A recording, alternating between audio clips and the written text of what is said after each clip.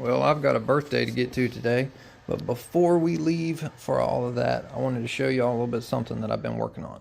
So I know previously on all my runs on the Dominator, I've been running an 1800 kV 4092 Poseidon motor. Now that was an 8S motor. I've done a couple runs with the boat, never really got it up above about 65, 66 miles an hour. So before I went one direction with it, I wanted to go back another direction. I want to run a smaller motor, smaller setup, lighter weight setup, just to see what it's capable of doing. So what I have here is this is a 3686 TP motor. It's a 2060 kV. We're going to be running it with the Hydra X8s paired with a single 6-cell 6200 SRD battery.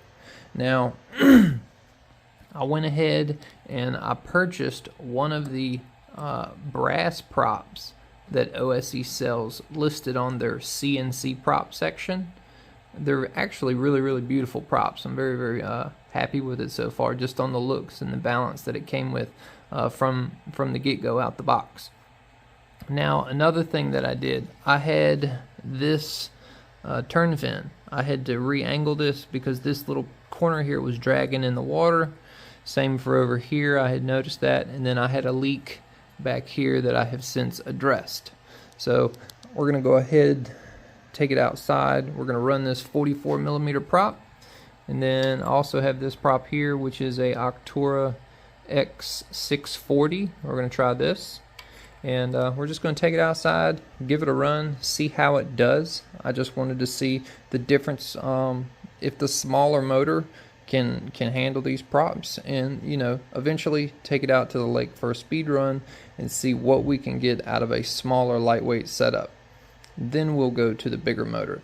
Now I was planning on putting in the bigger motor, but what I noticed with the SVMs, I believe these are 4mm screws. Now in order to run these, I'm going to have to drill out my mount on the boat.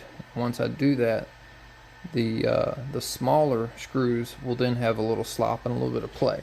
I didn't want to do that just quite yet, so we're going to run the smaller setup first. We're going to run it quite a few times. Hopefully in the near future, next few videos, we'll get this boat out on the lake and we'll try to do some high-speed runs with it. And also, you got to stay tuned for this, because I have two of these motors. I have this motor in the Dominator, and I also have it up there in the Impulse. So we're going to run both mono hulls and compare them against one another and see which one can do faster speeds on the lake. That'll be in a future video, but I'm just testing this setup here just to see, what the data log really says, to see if the ESC inside the Impulse 32 can actually handle this size motor. But yeah, let's get outside. All right, we made our way out here. Go ahead and set all this stuff down. .44mm prop.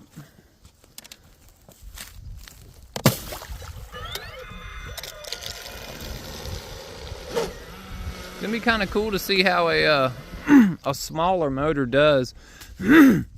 Everybody always goes bigger, But one thing I've noticed with the Dominator, it prefers lightweight setups.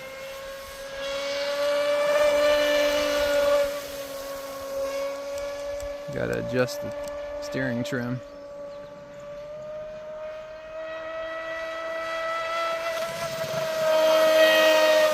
That prop is sick sounding.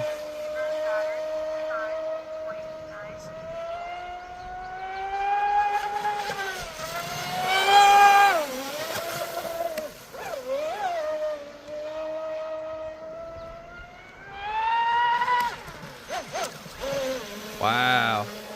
Yeah. She's alive, guys. She is alive.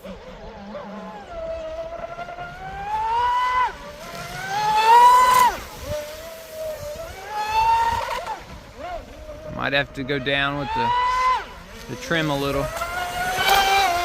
I've yet to be able to give it full throttle.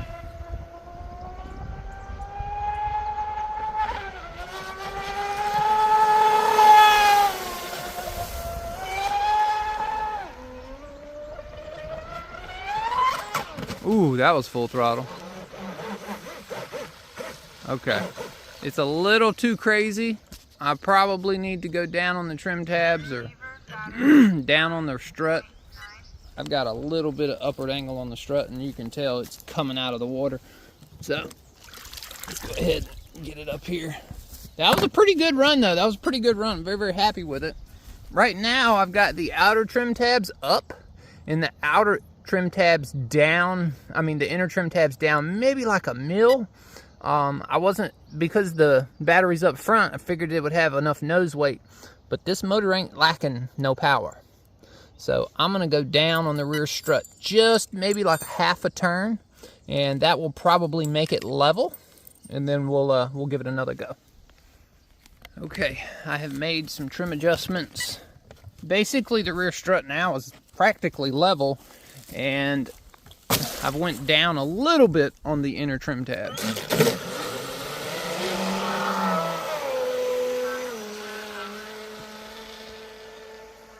Yeah, she's cutting real hard.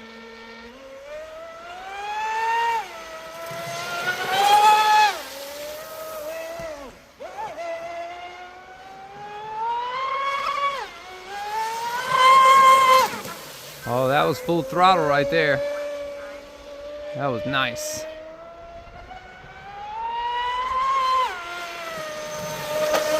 She handles like a boss.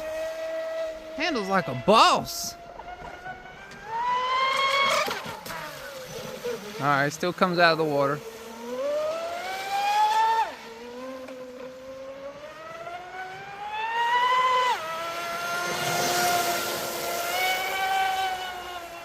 .44 mil prop is nice.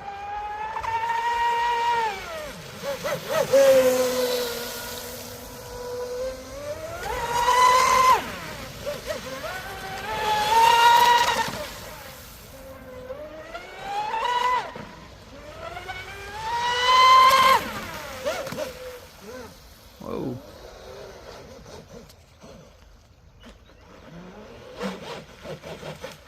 All right, let's bring it in. I just want to run the X640 on it real quick. I've got plenty of data with that prop. I don't want to drain the battery too far down, which it probably is pretty close at this point. But I'm going to do about a 1 minute run with the X640 on it versus the 44 mil 1.6. So this is a 44 1.6 and this is a 40 1.6.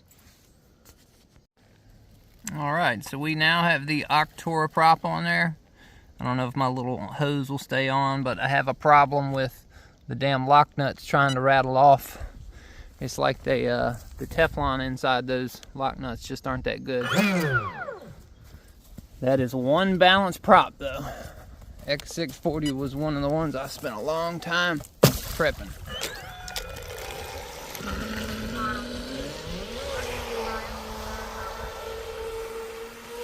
That thing gets out a hole, boy.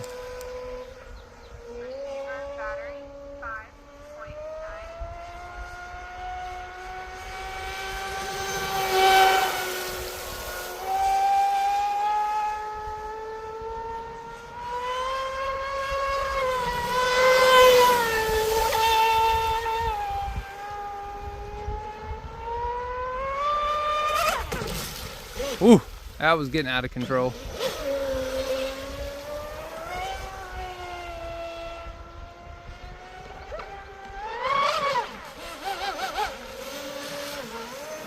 I know I need a bigger area. The boat's just too fast for a 1 acre pond. But I had to get my fix for today.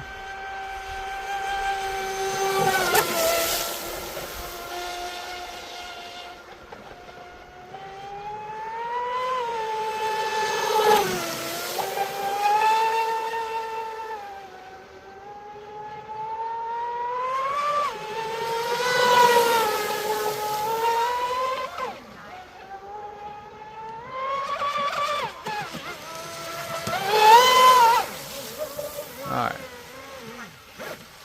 I'm gonna go ahead and bring it in. That is sick. Alright. Now, I have straight up gave this thing hell for about 5 minutes. 2 different props, 1 high rake. I don't know, they're both kind of the similar setups. One's just got more of a tongue than the other. I'm gonna go ahead and open this bad boy up and read the temps. This was a used eBay motor. Ooh! Yep. I got smokage.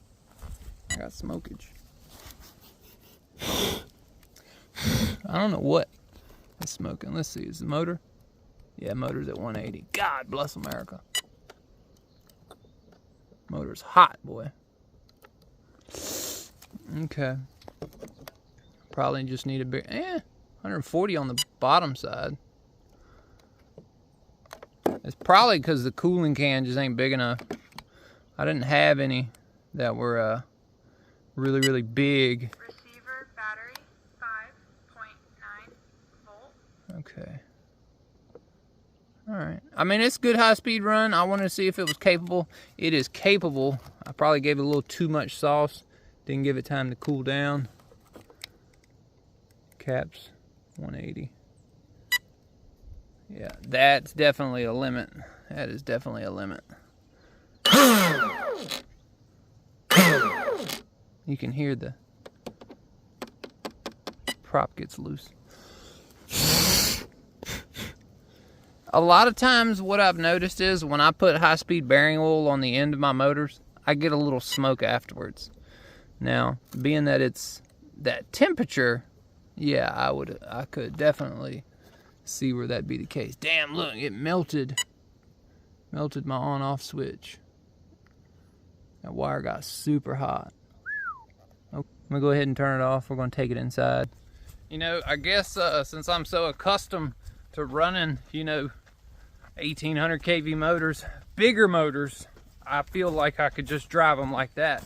I guess maybe because it's a smaller motor, similar size prop, I'm throwing the sauce to it. Probably why it got hot. Also having a small cooling can on it, probably why it got hot. I just, 90% of the stuff that I have is for large, you know, 40 millimeter cans. I only had, I think, 3 cans that would fit a 36 mil motor. And those, they have to be perfect for the Dominator. So, I don't know. It's just, you know, that's why I take them out here to the pond and run them, because it teaches me what I need to do for the lake. You know, that's fine. It kept it at least under 200 degrees. 180 I don't like seeing. 160 okay, still a little bit much. But the motor's supposed to be used. So maybe because I put oil on it when I first got it, it didn't really smell like electrical. I've smoked a motor and smelled electrical. It didn't have that smell to it. Now, before we go inside, I want to take y'all in the garage and show you an update on the Catamaran. All right, so I've been working on this a little bit on and off. The big messed up area was right here. I have sanded it down, went over the whole thing.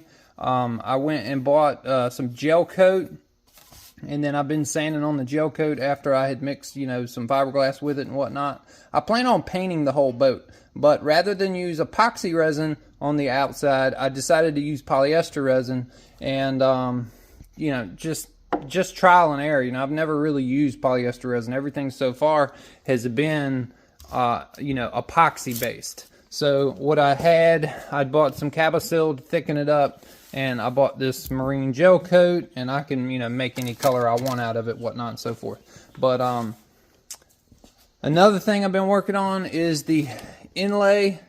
So I'm doing, I still have to do some more carbon fiber on the sidewalls, but so far I have done chop strand mat right there on the sidewalls. I've also done it in the back, chop strand. Also up here. So all the way up here has been chop strand mat. I cut a piece that fits here, two pieces that fit here, and I did those along with this upper section to reinforce the upper section. We look inside, I spray foamed it, and then I took my Dremel and I cut it out to make it look nice and neat. So it looks pretty good in there. yeah, it's built like a brick shit house now. I don't know if it's going to be too heavy, but I have since removed all the wood, the old wooden tray here. So we're going back with carbon fiber motor mount, and this is the carbon fiber servo mount that I have made. That's all OSE had for a regular servo, so I went ahead and made my own custom mount. We're just going to take the thing here, epoxy that in the boat like so, and let it do its job. But yeah, so steady working on it. Now I have started the blueprint process. I'm like 90% of the way done with it. I had a few touch-ups where the sanding had gotten thin on the hull, on the sides, trying to make the sides nice and good. And then here, the center sponsons were very, very low, and the angle of the center sponsons were off considerably compared to the others. So I went ahead and addressed them, and I sanded a little bit too much here, but I really don't think it'll matter. I've got about a 2.5 to 3 degree angle on all these, and if you put the straight edge across, they're only touching in the backs about 3/4 of an inch on the back of each one. So they actually are pretty nice. Pretty nice. But I'm gonna tell y'all something. Doing a thing like this, that is so time consuming. I mean, oh my God. I had black boogers from the amount of sanding that I have been doing, because it's got your chopped carbon fiber and it's got your graphite mixed in it. And boy, oh boy, you can just see all the dust is absolutely everywhere. But enough talking about this. I keep working on that on my nights off when I get off work. And we're going to go inside, and I'm going to check the battery level, which I have a feeling it's going to be low since my temps were so high, and I was just being greedy. And I'm going to go ahead and pull up the data log, and I will put all that information in with the video. Okay, well, it confirms it. I ran it a little too long, but not terrible. Now, I've got basically 3.5 across the board, so I ran it a little bit low. 3.5 there, it's just, a little bit low for an SRD. That's probably why I was getting such high temps. And I kind of noticed it when I was running the Octora prop. Now, I've already shown you all of this information on the screen during the runs, but I wanted to just go over it with you just for shits and giggles. Now, I went ahead and weighed the boat without a battery in it with this setup, and I got 5.11 pounds. When I put the battery in it, it is 7.245 pounds. With the on the first and second run, the brass OSE 44mm high rake, 298 amps. That has pushed that ESC to its maximum limitations. I've always said that the X8s has a max limit of 300, and we reached it. 298 amps, 5,200 watts, 168 degrees on the ESC, and 33,000 RPM typical. Now, the 33,000, I actually got a few pegs on the RPM that were up around 52,000 RPM.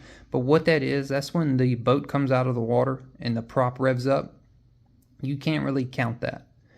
You have to read the data log and understand that the boat came out of the water for that split second.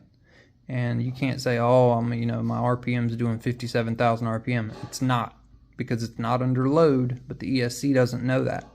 And if you read the amp draw, when it shows you like 52,000 RPM or 64,000 RPM, the amp draw is going to go way down because the ESC in that split second is not under load. Now, if we move to the Octora X640, 220 amps and 4,700 watts. Now, this is with less voltage.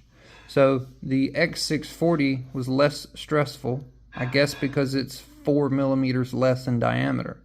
And I also noticed that the X640 was a whole lot better, like out the hole.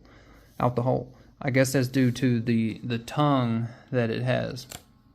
But yeah, so 155 temp on the ESC for that. But yeah, so I've learned, I need to just stick to my guns, set my timer for 5 minutes, and quit. But I wanted to get a video in, wanted to run this new motor. I might have to swap back to the XLX2. I may just have to do that. Either that or find the prop that best suits this setup, because I believe a 44 mil may be too much, and I may drop back to say like a 42 millimeter. So we'll just have to see, do a couple more test runs. But for now, thank y'all for watching. If you're not subscribed, hit the subscribe button, and please give the video a thumbs up. I will see y'all on the next one. Peace.